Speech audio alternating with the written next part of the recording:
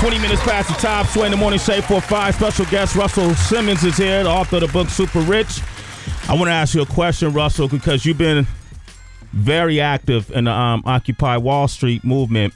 And we read a report today that talked about police in Los Angeles and Philadelphia dismantling tents and arresting Occupy protesters. And it's continuing to go on, and a lot of people still don't understand what the movement is about. Well, let me get into it. First, the attack on Occupy is only making it stronger, and it is true that they've dismantled most of the tents and stuff. But I think the movement has to evolve anyway. You know, I was at Occupy LA. I was a part of the negotiation with the police to try to, and with the mayor to try to get a solution. But the truth is they were being very compassionate. All over the country, they have been very compassionate in that they've been helping the cities with their homeless problem. Mm-hmm. And as in the case in New York, we had 30 or 40% of the people who were there were just let off from Rikers Island or were vagrants or were homeless. And some of those people joined the movement and embraced it and found purpose in living in that community. Mm-hmm. And other people were criminals or they certainly were not spokespeople, but a lot of the media has used the homeless as examples of what Occupy is about. And so they were carrying a lot of weight. And just because the tents are down, the tents were great to capture the imagination of the American people, but the core of the movement is about something much greater. And I think there's a flaw in our democracy, which I've been trying to address with the energy that the Occupy has given me. The flaw in our democracy is that we have legal bribery. All of our politicians are subject to it, and none can survive without it. Mm-hmm. And so we're talking about politicians who go to work in Congress and they have 2 years to start hoeing again to get money from special interests and corporations. And how does that affect us as black people and as people in general in America? How does it affect us? Well, the job's overseas because the lobbyists said so. Mm-hmm. You can't have health care because the healthcare company said, fuck you, I'm going to pay these politicians. They're never going to give you free healthcare like every other country. And you can't have the prison industrial complex locks our people up for 20 years for little bits of drugs, and you wonder why the laws can't change. Education as well. Because the prison industrial complex pays them. Yeah. So every issue that affects the middle class and underserved communities is affected when the politicians go to work and vote on behalf of corporations instead of the people who elected them. So what we have to do is take all the money out of Washington. I proposed a constitutional amendment. As a senior congressman, a 20-year plus congressman who wrote it, but until it has strong bipartisan support, we haven't introduced him into the dialogue. But it's obvious that we need public funding for our candidates, and there shouldn't be any money expended on behalf of or against any candidate by any individual, corporation, or special interest. Mm-hmm. It should just be public funding, and that way the politicians will be working for the people who elected them. Not the corporations. That's right. So that's the one major thing they can get. And there's a lot of little things, but all the little things are affected. The reason I got a tax break and I pay less than my secretary when I sell my companies, I pay less than my secretary because the tax break is influenced by lobbyists. Mm-hmm. The holes are there. When the banks get their bailout, it's because of lobbyists. And every problem. Mm-hmm. So we'll affect those things indirectly after we affect first this constitutional amendment. And that is going to take a real revolution, which is going to happen in the spring. There's going to be such an uprising. Let me ask you a question, because hip-hop is, not hip people, a lot of artists have come forward. And, I saw you with Kanye down there. He didn't speak, but he was just making his presence felt, Talib Kweli.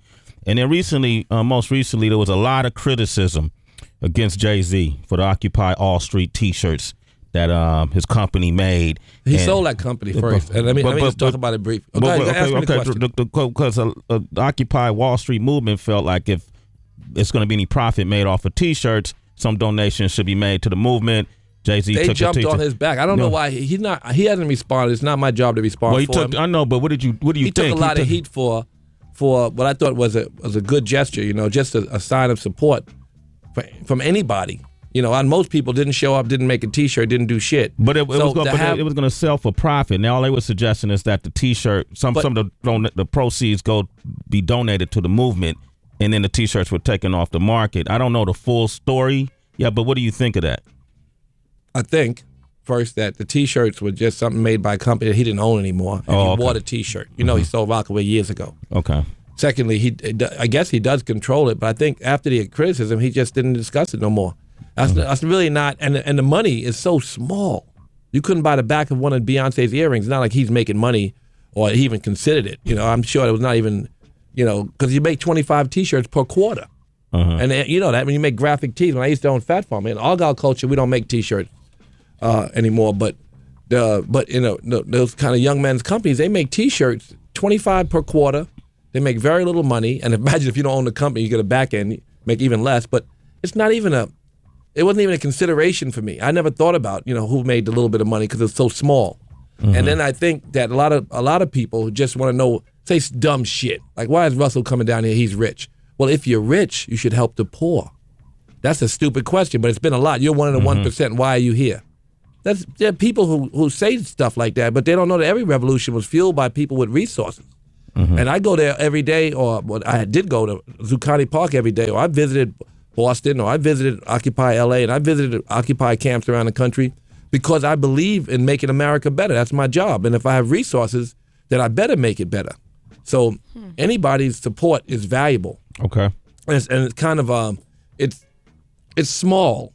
It's small to think that you're going to do it alone and that other people who join in are disingenuous because they have wealth. They should be. I don't vote for myself. I vote for people who help underserved communities. I don't go to work for myself. I go to work for all the employees, and I run 5 charities. It's okay to run a charity, but it's not okay to actually show up and be in solidarity with the poor or with people struggling to change the conditions of the poor. I think that's nonsense. And I know for all of the criticism. When Kanye came, he said, "Why did he come in a nice car?" What the fuck? We gonna change his car? Check the subway. He came from the hood. I ain't thinking about it. I came through in a Maybach. Yeah. Well, man, I come through every day, and I bring what I can. And can I ride with you next time you go down? Right. Yeah. I mean, we got Dan from North Dakota on the line. Real quick comment, Dan. What would you like to say to Russell? Hey, he's absolutely right, man. I moved up to North Dakota and started a business last July.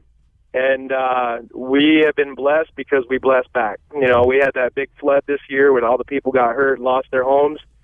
And we've been given 10% of our net, gross income. We don't break down profit margin and figure out costs. Every check we get in, we give 10% to flood victims and charities and churches around to rebuild the community. Give that man a round of applause. We got Wayne from Michigan on the line. What would you like to say to Russell?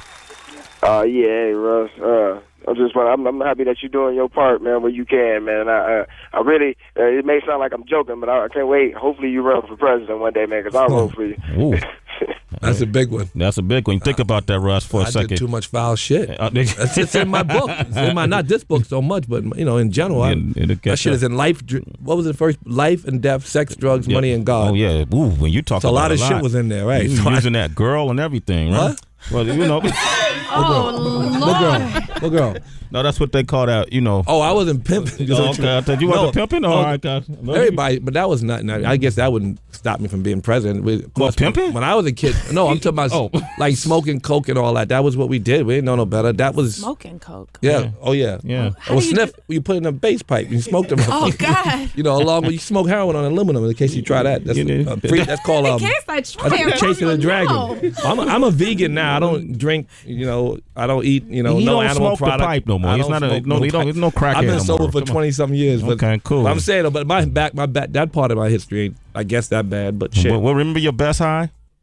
My best high. Yeah.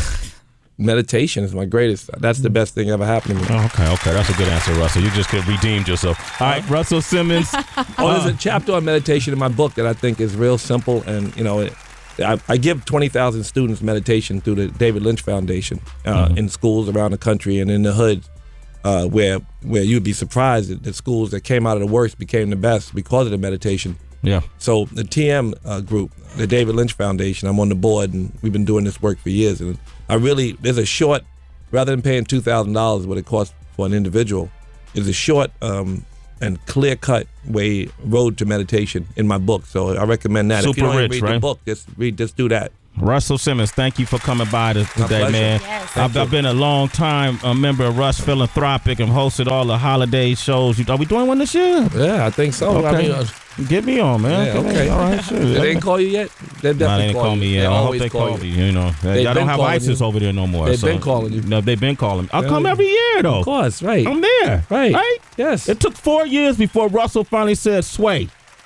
And the day he said, No. What are you talking about? What? When I first start coming, you was like, yo, what up, man? And then you finally said, That's the drug. That's the dust. That's the dust did that. man, thanks for coming through. We got man. Kim Wayans from the Wayans family coming up in just a few minutes. Sway in the Morning Shade 4-5. What a great segment.